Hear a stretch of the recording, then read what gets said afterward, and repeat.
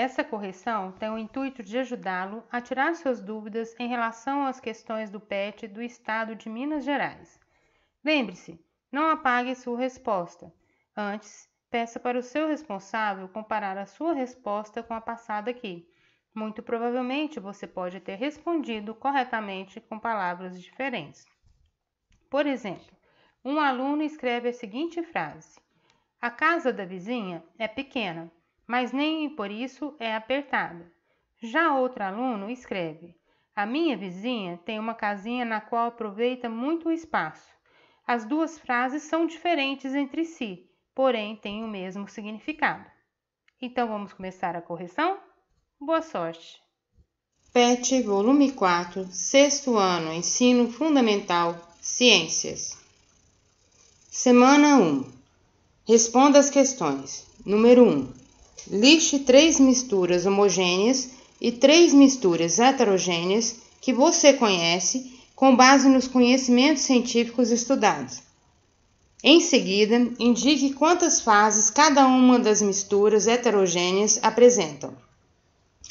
Bem, nós temos 2 tipos de misturas homogêneas aqui representadas. Lembrando que homo é de igual, então você só vê uma única fase. Então, água e sal de cozinha quando misturados, água e açúcar quando misturados, e o álcool 70%, que tem água mais álcool etílico. Misturas heterogêneas, hétero de diferentes, então eu vejo fases diferentes, né? Arroz e feijão, 2 fases, água e óleo, 2 fases, granito, que é uma pedra que a gente vê várias cores. Questão número 2. A água dita potável, que é filtrada ou vem de uma nascente, possui diversos sais minerais dissolvidos. Neste caso, a água pode ser classificada como uma substância pura ou uma solução. Justifique sua resposta. Bem, como ela tem vários elementos, a água que bebemos é uma solução, pois traz consigo diferentes matérias misturadas. Tá certo que é homogênea, mas é uma solução. Questão 3. Como você classificaria o ar atmosférico? Pesquise os componentes do ar, desenhe um esquema usando bolinhas para representar os gases que o compõem. Não esqueça da legenda. Então aqui embaixo, foi feito um desenho, nós pegamos um balãozinho e representamos em cores cada moléculazinha. Lembrando, o ar também é uma mistura de gases, sempre homogênea. O ar não poluído deve ser composto por oxigênio, nitrogênio, vapor de água, gás carbônico, hidrogênio e gases raros. Nós temos nitrogênio em torno de 78%, então se eu tiver 100 bolinhas nesse balãozinho, 78 eu vou colocar da corzinha vermelha. Nós temos 20% de oxigênio, vapor de água em amarelo, gás carbônico representei em verde e cinza e gases raros e hidrogênio em róseo. Esses 3 acumulam 2% no total de 100%. Questão 4. Esquematize por meio de um desenho um copo com água, areia e óleo, indicando as fases da mistura.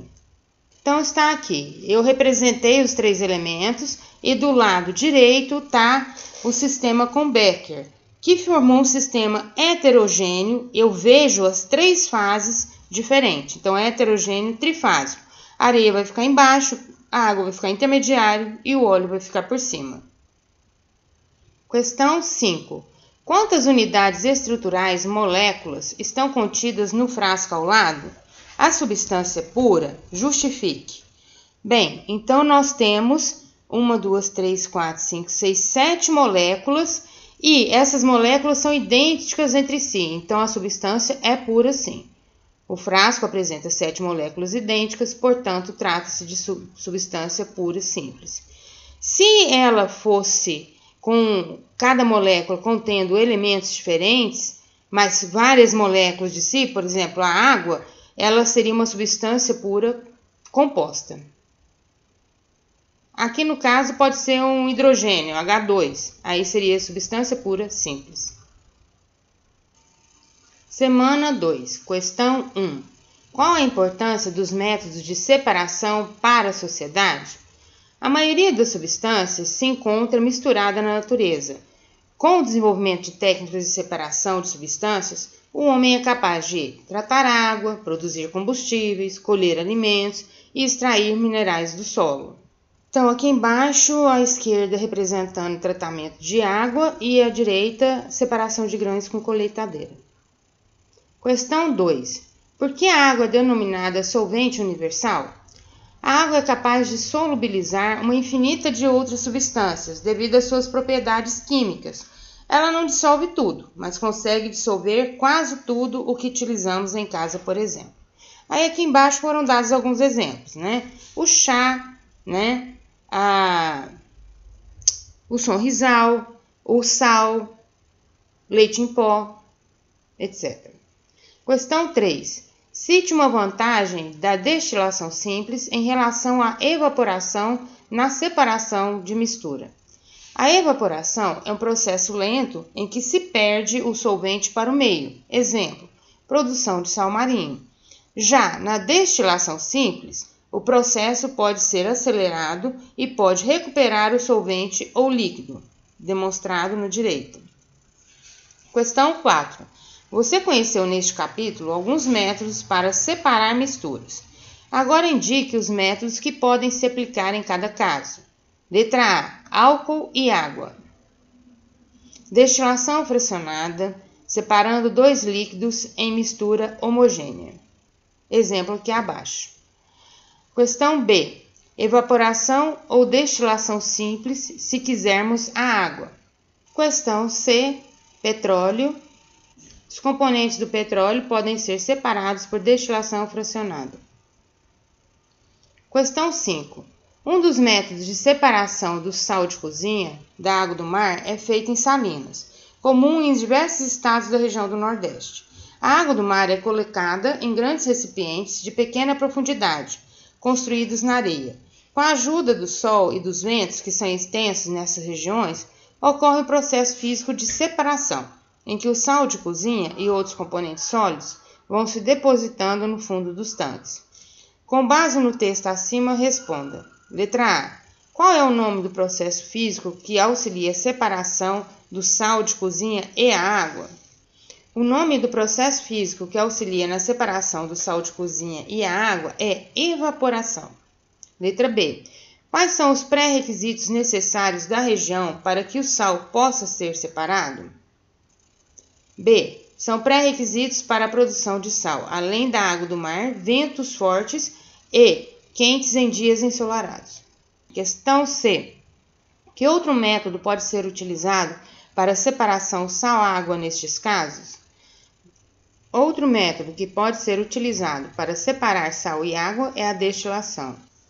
Semana 3. Questão 1. Leia o texto a seguir e responda as questões no caderno. O petróleo é formado por uma mistura complexa de componentes, porém não existe nenhum método capaz de separar cada um desses componentes. Por isso, essa separação ocorre em frações, ou seja, uma mistura complexa é separada em misturas mais simples, formadas por menos componentes. Na imagem a seguir está representado o processo de separação do petróleo em mistura com números de componentes. Então, nós temos aqui a simplificação dos produtos obtidos com o fracionamento do petróleo. Gás combustível, gasolina, nafta, combustível de avião, óleo diesel, combustível de navio, óleo lubrificante e o betume, e as temperaturas em que eles são fracionados na fornalha. Letra A. Dê o nome do processo de separação de misturas pelo qual são obtidas as frações do petróleo e o nome da propriedade específica das substâncias na qual se baseia esse processo. O processo de separação pelo qual se obtém as frações de petróleo é a destilação fracionada, que pode ser feita graças às diferentes temperaturas de ebulição de cada fração. Letra B. O petróleo, ao ser extraído, está repleto de impurezas, como água salgada, areia, argila e pedaços de rochas. Sabendo que a água salgada é mais densa que o petróleo, proponha métodos para separar o petróleo de suas impurezas. Os componentes sólidos são mais densos que a parte líquida, por isso a decantação é um método eficiente para a separação das impurezas do petróleo. Questão 2. Indique o número de fases das seguintes misturas. Letra A. Água, óleo e areia. 3 fases. Letra B. Água e sal, com excesso de sal no fundo. 2 fases. Letra C. Água com gás. 1 fase. Questão 3. Represente dentro do frasco, ao lado, a mistura de água, óleo e areia, mostrando suas fases com setas. Então, está aí a representação com areia embaixo, água no meio e óleo acima. Observação. Substâncias mais densas que a água afundam ou decantam, e as mais leves sobem ou flutuam. Esta é uma mistura com 3 fases. Questão 4. Um hábito ainda muito comum nas cozinhas brasileiras é o de escolher feijão. Pequenas sujeiras como grãos que não se desenvolveram, restos de solo e pedaços de casca de feijão precisavam ser retirados antes do cozimento. Responda como é conhecido esse processo de separação de misturas e justifique a sua resposta. Catação, pois neste caso catam-se as impurezas de forma mecânica, ou seja, com as mãos. Questão 5. Complete o mapa de ideias com o resumo da matéria estudada. Então, nós temos a matéria, que é separada em mistura e substância pura. As misturas podem ser classificadas em homogêneas e heterogêneas. As substâncias puras em simples ou compostas. A heterogênea tem número de fases, número 2 ou mais. Semana 4. Questão 1. Leia a receita de bolo de chocolate, que tal pedir o responsável para fazer? E responda as perguntas que se seguem. Ingredientes: 1 xícara chá de açúcar, 2 xícaras chá de farinha de trigo, 2 colheres de sopa de margarina, 3 ovos, 1 xícara chá de leite, 1 colher sopa de fermento em pó, 2 colheres de cacau em pó, 100 gramas de coco ralado. Letra A. Escreva na tabela os reagentes e o produto da reação. Os reagentes são açúcar, farinha de trigo, margarina, ovos, leite, fermento em pó, cacau em pó, coco ralado. O produto é o bolo. Letra B. Cite uma evidência que ocorreu uma reação química. Houve mudança no aspecto dos reagentes. Questão 2. Você já viu um prego ou outro material enferrujado? Que substância presente no ar reage com o ferro? Que produto é formado? O oxigênio reage com o ferro, formando óxido de ferro 3, que é chamado ferrugem. O cozimento de um ovo é uma transformação química ou física? Bem, vamos observar. O ovo, quando eu quebro ele no pratinho, como que ele fica, tá na foto, e um ovo, quando ele foi cozido, como que ele fica. Quais observações que eu posso fazer? O ovo cru tem gema mole, cheiro forte, clara transparente. O ovo cozido tem gema dura, cheiro semelhante, mais fraco e clara branca. Então, quais conclusões eu posso tirar? A hipótese foi confirmada? Justifique.